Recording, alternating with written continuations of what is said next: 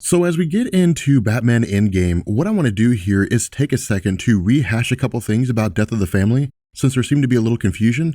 But what I also want to let you guys know is that we're going to split Batman Endgame up into several parts. And the reason why is because Batman Endgame has some information that is paramount to future stories regarding Batman, especially once we get to Jim Gordon Batman, but also because there's so many things that happen in this story that it's almost impossible to do it justice over the course of a single video.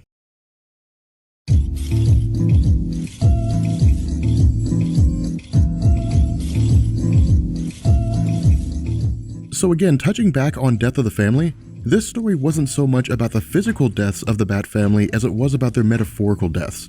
What I mean here is that in the eyes of the Joker, Batman had become progressively weaker over the years due to the fact that he came to rely on the Bat family in a physical and emotional way.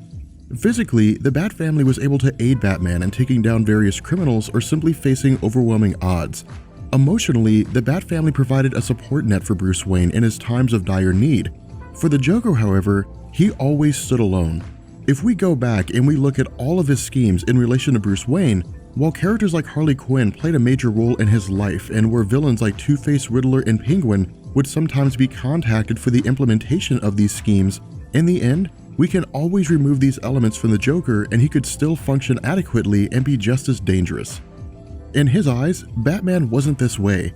The shooting of Barbara Gordon during The Killing Joke and the death of Jason Todd during the Death in the Family story had massive emotional impacts on Batman in that for the first time, he truly understood the danger that comes with having sidekicks and putting them in harm's way. However, rather than casting aside the notion and functioning as a solo act from that point going forward, each time Batman gained a new sidekick, his emphasis was to ensure their safety, even if it meant sacrificing his desire to achieve his own goals. To the Joker, this had removed the cunning and dark edge from Batman, and instead of returning to his roots as the do-whatever-it-takes anti-hero, the Joker came to believe that Batman's moral code had made him soft. In an effort to rectify this, the Joker implemented the events taking place in Death of the Family as a way to destroy the Bat family's trust in Batman, and if at all possible, kill them. While the story showed us that Batman was successfully able to keep the Bat family alive, the Joker's plan was ultimately successful in that the rest of the Bat family had simply lost their trust in Bruce Wayne due to the fact that he had kept important information from them in the form of the Joker having previously accessed the Batcave and possibly learning their identities. Now, in terms of Endgame, this story actually concludes Scott Snyder's series involving the return of the Joker and continues a Joker scheme to destroy Bruce Wayne's relationship with his allies by targeting the Justice League and turning them against Batman. Something I'd also like to touch on here is Batman Eternal. While Batman Eternal takes place between Death of the Family and Endgame, it doesn't really have anything to do with the Joker. Instead, this story centers on a villain named Thomas Elliot, also known as Hush, who launches a massive campaign to bankrupt Bruce Wayne, something he's successful in doing. In addition to this, someone I'd like to draw your attention to as it pertains to our discussion on Endgame is Julia Pennyworth, the estranged daughter of Alfred. During the events of Batman Eternal, Alfred had been attacked by Hush around the same time that Julia had been discovered by Bruce Wayne in Hong Kong during his efforts to stop Carmine Falcone, who was working alongside Hush. While Julia and Batman were able to work together to defeat Thomas Elliot, Carmine Falcone, and the rest of their group, during their time together, Batman discovered Julia Pennyworth's identity and introduced her to Alfred. While their introduction was a little tenuous due to the fact that Julia had abandonment issues, with Alfred recovering from his injuries and with Julia looking to understand more about her father, Scott Snyder rolled her character over into Endgame to operate as someone that could both tend to Alfred and help Bruce Wayne in future conflicts, with the possibility existing that she could become a permanent member of the Batman family.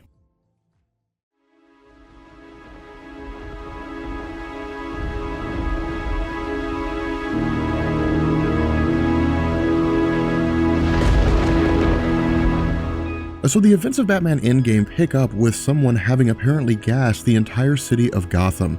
While there are various news agencies and such reporting on the events, what we'll find is that this is a prelude of sorts, in that according to the news reports, the gas itself appears to be harmless and was designed to send the citizens into panic and vacate the area. Under this logic, the belief is that the abandoned section of Gotham operates as an arena of sorts. And so transitioning to Batman in his battle armor, we find him addressing an unnamed foe as they appear to be either attacking Batman personally or else attacking the city of Gotham. Now at this point, we jump back around 20 minutes before this incident with Batman fighting various villains and dying in the process. Now, who these villains are isn't particularly important for this story. What is important, though, is why Bruce Wayne is experiencing this. What we learn is that this is actually a dream. To sidetrack for a second, during the events of Batman Eternal, Bruce Wayne was exposed to the fear toxin of Scarecrow. And while it was initially believed that this was a run-of-the-mill toxin, during Endgame, we actually learned that this toxin differs from its normal version in that it's referred to as the Cassandra strain and forces its victim to experience their deaths in a manner similar to a dream, but causes them to wake up at the moment before they die. Now, this is particularly important because what this will do is play a key role in Batman's life as he experiences the forthcoming events. Now, following this, we join Bruce Wayne alongside Alfred and Julia as they engage in small talk regarding fallout from the events of Court of Owls, Night of the Owls, Death of the Family, and Batman Eternal, all of which have led to the implementation of a new monitoring system that would allow Bruce Wayne to locate crimes as they take place in the city of Gotham. However, in the midst of their conversation, Wonder Woman suddenly attacks Batman. Something I'd like you to notice here is that Bruce Wayne immediately attaches mental discs on the side of her head. Now again, this is actually very important because this will play a role in Wonder Woman's defeat at the hands of Batman. But while Bruce tries to understand the situation, Wonder Woman simply states that for the longest time the Justice League have been intending to kill Batman.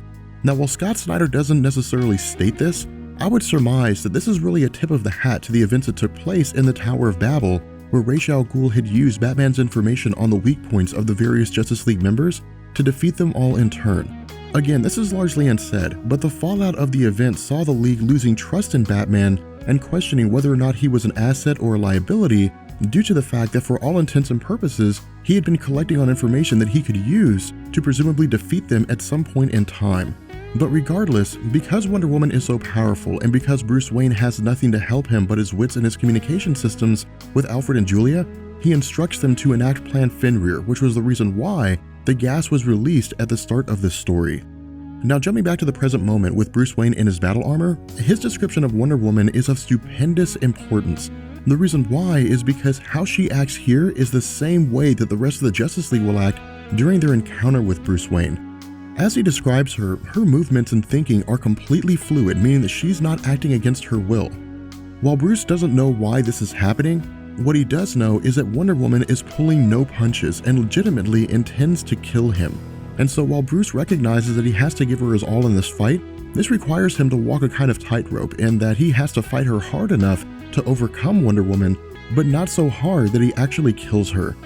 In addition to this, Bruce's attempt to find out why she's fighting him are answered in riddles, with replies that maybe Bruce Wayne brought this on himself and maybe this is something that was going to happen all along. But regardless of what she says, Bruce comes to the realization that there does not seem to be a way for him to break through her mind. And so after coming to the conclusion that the only way for him to actually defeat Wonder Woman is to let her believe that she successfully killed him, Batman activates the mental discs on the side of her head, casting an illusion that makes her believe that she has killed Batman. However, because Wonder Woman had referenced the Justice League as a whole with their desire to kill Batman, Bruce contacts Alfred regarding the arrival of everyone else. But before Alfred can provide Bruce Wayne with an answer, the battlefield is immediately met with the arrival of the Flash. Now, the conflict between the two is actually over in a matter of seconds. What Batman tells us is that the suit is hooked up to a series of servers, and that while they had invested a ton of money in the system, a majority of it went towards the servers providing an automated reaction to the Batman armor that would allow Batman to combat the Flash by knowing where he will be before Bruce's mind can catch up with what the Flash is doing. And so after deploying a slick substance on the ground, the Flash quite literally loses his footing and slides right into a building, presumably knocking him out or temporarily taking him out of the conflict. Now, following this is Aquaman, who arrives to confront Batman after the defeat of Wonder Woman and the Flash. Because he hails from a society that prides itself on honor above all else, Aquaman's response is to fight Bruce Wayne in single combat.